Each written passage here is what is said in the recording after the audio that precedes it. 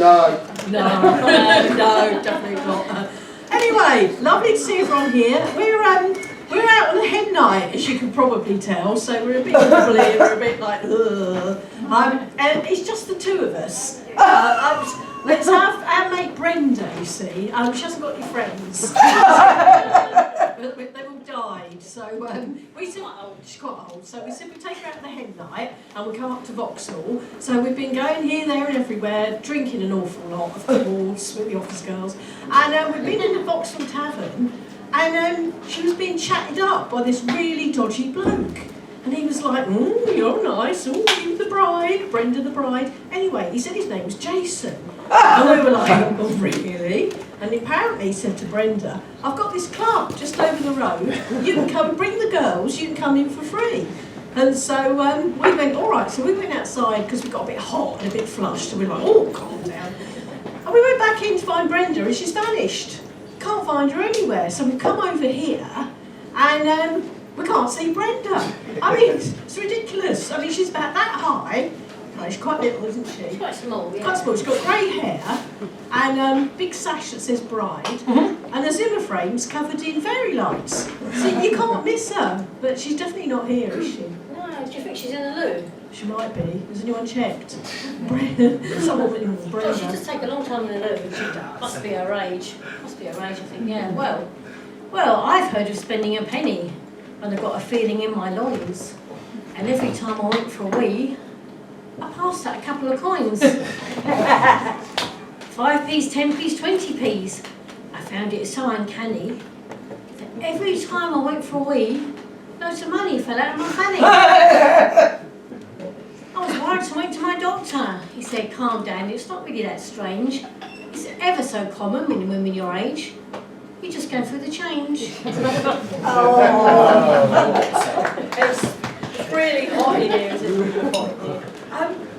I've got a lady there. Has anyone got any HRT? I can't get any. We're desperate, so we can meet you right over the park. I'm singing a good deal. It'd be worth it. But well, if not, I came up with a really good alternative to hormone replacement therapy. Husband replacement therapy. Oh, it works absolute wonders. Nothing like a young, fit body at night when you can't sleep and you're tossing and turning and angry. So, yes. Well, fancy Brenda getting married at her age. I mean, she must be 69? 69, if she's an age, 69. Yeah. What about her husband? Oh, Barry. I think I said Barry. He's got to be in his mid-70s. That's quite old, isn't it? No, she's not that bad. I mean, I once went out with a bloke in his 70s. He had grey hair and a wobbly denture. He'd not had sex for 10 years. Stuck his knob in my ears.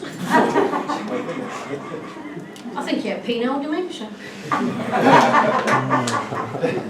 I think he did. Yeah, I think he did, yeah. Yeah, that's all right though. At least he had a penis, I suppose.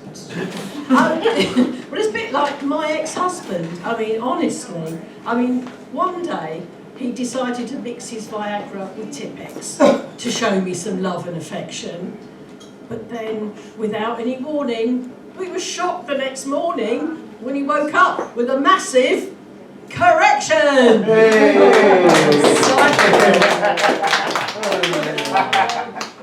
My bloke nearly lost his job last week. He's a roofer. He nearly lost his job. What did he do this time?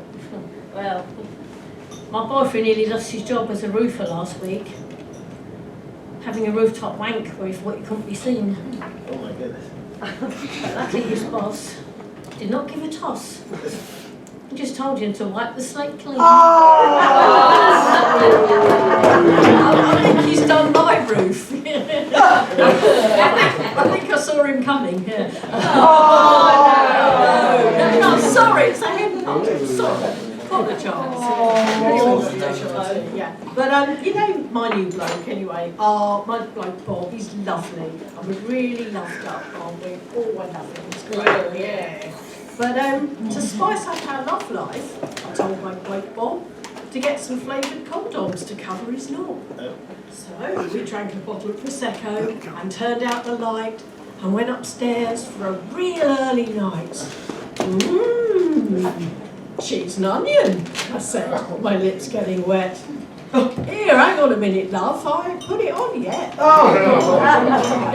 all right. That's a true story, wasn't it? So, I think we're going to finish now on a health and safety warning, just so you're all, just take note of this. Now, we're not judging anybody, what you get up to in the privacy of your own home, or the park, or whatever, that's up to you. But we have heard about a couple of couples who really love their foursomes, really, really into their foursomes. Yeah, I know, it's like, oh, well, if you've got the energy, well, okay, and you don't all fall out over it. But unfortunately, one night, they took it way too far. You see some sights in A&E, but this guy was so dumb. He'd only got a jam jar and wedged it up his bum. He tried Vaseline and baby oil, but didn't have much luck. The jam jar up his bottom was well and truly stuck. It didn't have a lid on, which formed a vacuum. His sphincter clamped around the jar and it vanished up his bum. They rushed him up to theatre and stripped his buttocks bare, then stuck a big tube up his bum and pumped him full of air.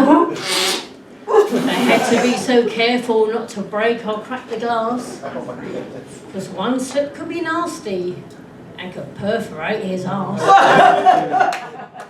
Once his rectum was fully expanded, the vacuum exploded in noisy release. Like it.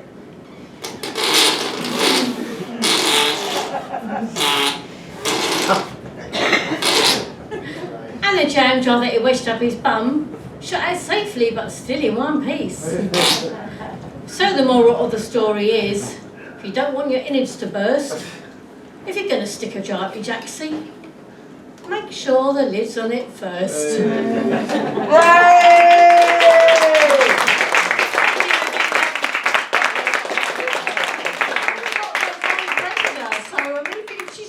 She might, probably in the gents. I don't, and Where's Jason? where's Jason? He's there. He's Yeah, he's all right. He's safe. But yeah. So we're going to carry on him partying now. So enjoy the rest of the evening.